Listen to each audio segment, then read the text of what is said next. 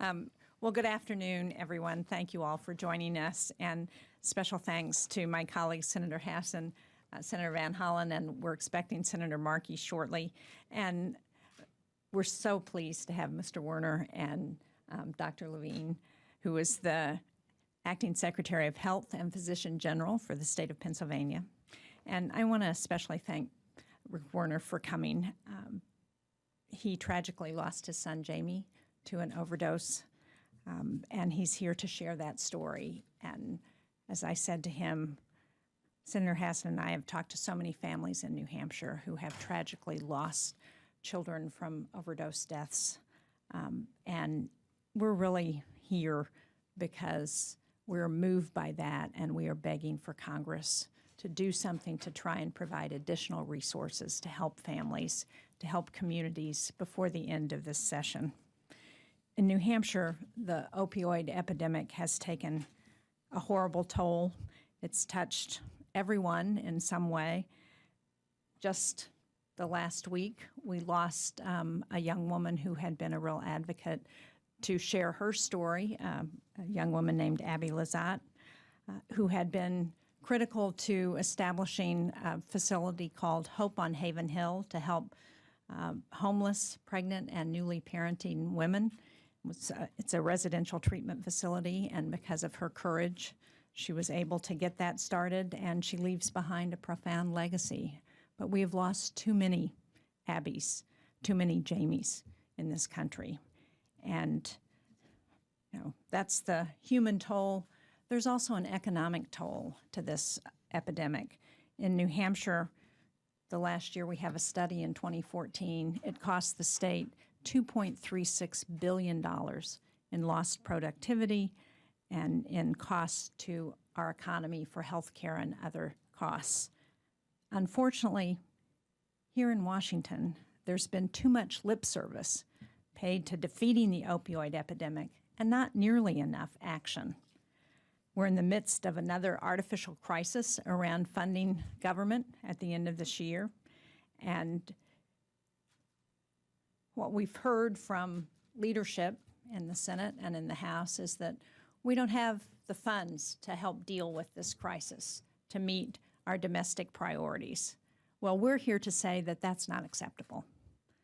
The days of shortchanging the response to this crisis need to end, and we can start by providing additional funding for the opioid epidemic in this year's end-of-year government funding bill. On the campaign trail in New Hampshire, in both the primary and the general election, we heard President Trump promise again and again that he was going to put the resources behind ending this crisis. Now, I support his declaration of a public health emergency. I support the recommendations of his commission. But the fact is, those recommendations and that public health emergency is only going to be as good as the resources we put behind it. And it's time now for Congress to act, to put resources behind promises and make sure that we help the people of New Hampshire and this country. So again, thank you all for being here, and I'm going to turn it over to Senator Hassan. Thank you. I'll add my thanks for all of you being here this afternoon. To my colleagues in the Senate who are here, thank you for your leadership and support on this issue. To Dr. Levine, thank you. And I will add my special thanks to Rick Werner.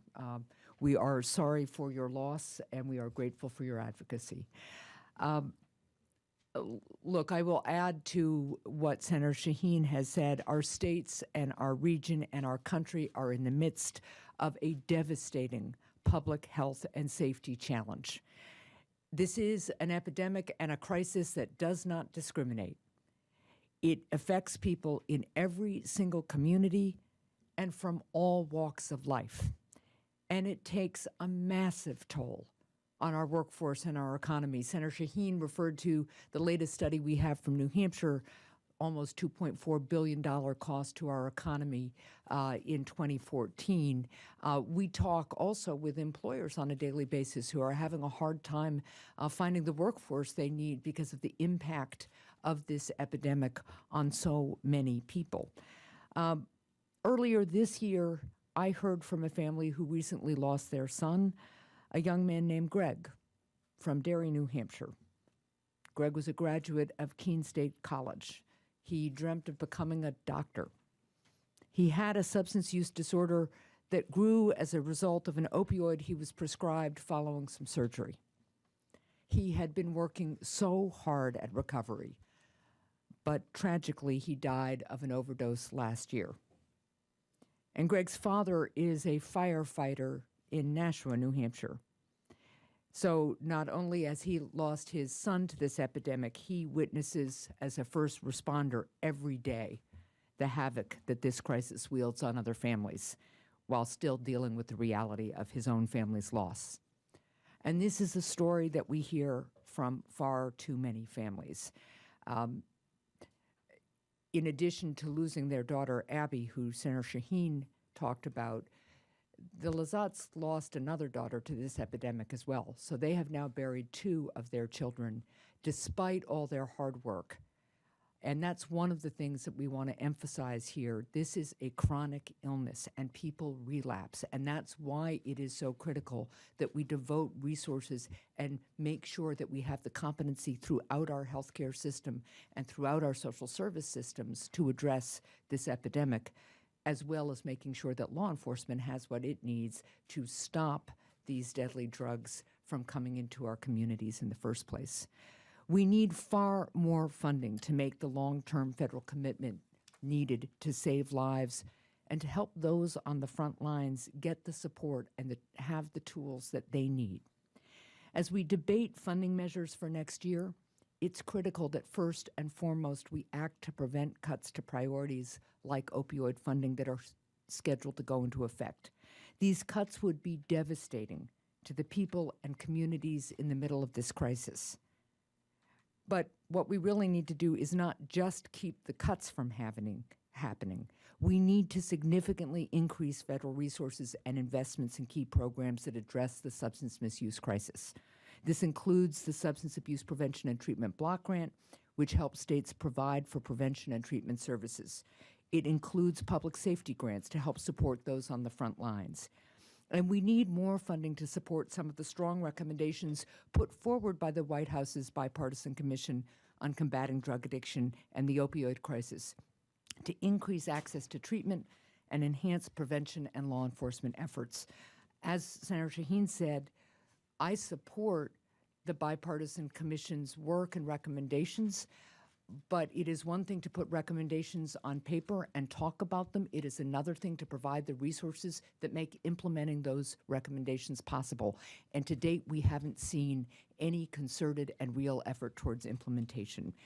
We need to take stronger action now because people are dying across this country every day to the tune of about 100 people a day.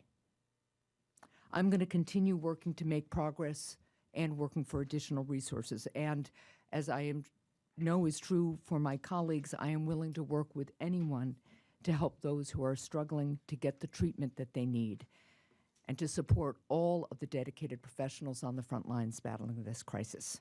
So again, thank you all for being here, and now it's my pleasure to turn the podium over to Senator Markey.